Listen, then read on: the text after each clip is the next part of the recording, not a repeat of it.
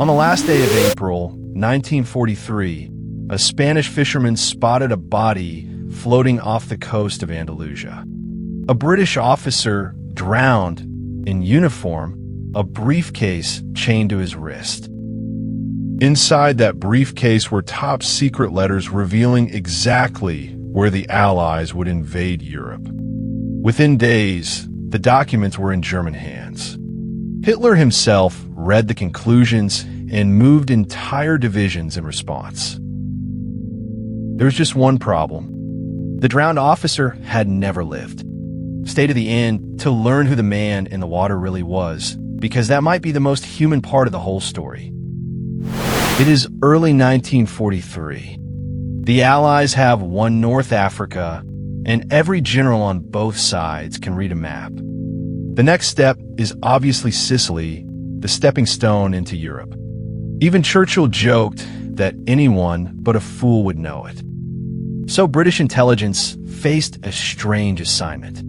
How do you convince Germany that you will not do the obvious thing you are absolutely going to do? In a smoky basement room in London, two officers, Ewan Montague and Charles Cholmondeley, revive an idea from an old memo. What if a corpse delivered the lie?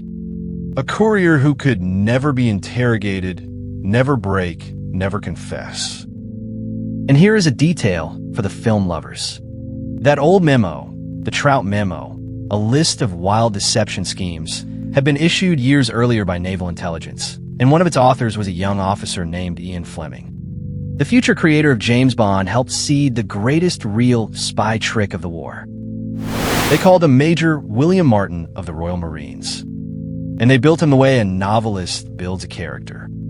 He got love letters from a fiancée named Pam, with a real photograph, actually of an intelligence clerk. A receipt for an engagement ring he could barely afford. An overdraft warning from his bank. Theater ticket stubs. A grumpy letter from his father. Even 2 used bus tickets. The genius was in the flaws.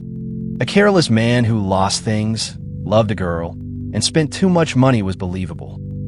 A perfect officer was not. The Germans would check everything. So everything had to be humanly imperfect. The payload was 2 letters between generals, written in a deliberately personal tone. Between the lines, they revealed the real Allied targets, Greece and Sardinia.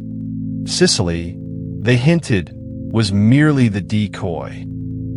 Before dawn on April 30th, the submarine Seraph surfaced off the Spanish coast. The crew was told they were deploying a secret weather device. Instead, the officers unpacked a body, fitted the briefcase, read Psalm 39, and slid Major Martin into the sea for the tide to carry him ashore. Spain was neutral, but crawling with German agents. That was the point. The plan relied on Spanish officials leaking whatever they found. And they did. In Berlin, intelligence analysts photographed the letters, resealed them, and returned everything to the British, pretending nothing had been opened. British experts examined the returned briefcase and found a folded letter refolded the wrong way. Berlin had read it. London sent Churchill a 3-word telegram. Mincemeat swallowed whole. Hitler was so convinced that he ordered panzer divisions, torpedo boats, and minefields shifted toward Greece and Sardinia. Some units were still waiting their weeks after Sicily was invaded. When the Allies hit Sicily in July 1943, resistance was far weaker than feared. The invasion succeeded faster and with fewer casualties than projected. A war-changing landing, smoothed by a man who never drew a breath. So who was he? For 50 years, the file stayed sealed.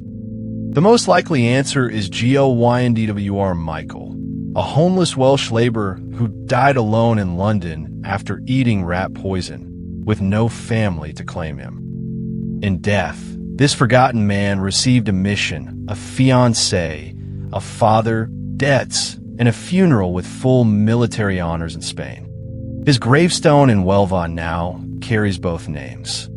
The invented major, and a real man who saved thousands of soldiers he never met. Wars are won by steel and blood, but sometimes they turn on a story. A wallet full of fake memories beat an army's worth of intelligence officers because the story was too human to doubt. If you love true stories where cleverness beats force, subscribe. The archive of impossible but true is deep, and we're just getting started.